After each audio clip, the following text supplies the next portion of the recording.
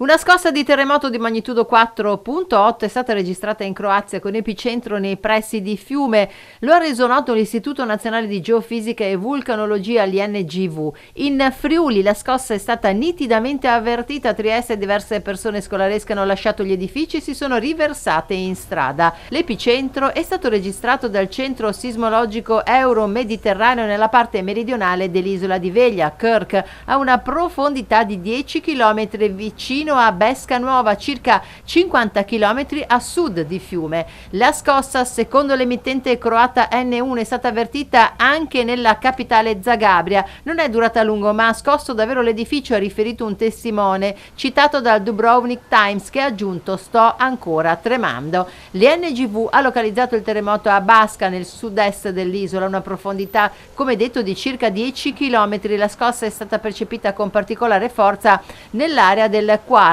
Molto forte lo scuotimento, riferiscono i testimoni, con una scossa che è durata parecchi secondi, circa 5, breve ma forte.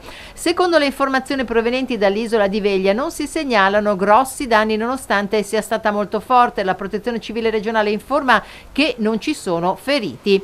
Pochi minuti dopo, alle 10.53, un altro lieve movimento tellurico di magnitudo 2.0 è stato registrato sempre nell'area di Fiume. Un terremoto di magnitudo 5.5 aveva causato enormi danni a Zagabria il 22 marzo del 2020. Sembrava come se un camion fosse passato sopra la nostra casa, ha dichiarato un abitante di Bescanuova. Un tuono, ha sottolineato un cittadino fiumano, mentre le persone che abitano ai piani alti dei grattacieli hanno ballato. Numerose le segnalazioni anche dall'Italia, soprattutto, come detto, dal Friuli Venezia Giulia e dal Veneto. A Trieste in quegli attimi numerose persone hanno momentaneamente abbandonato case, scuole e uffici.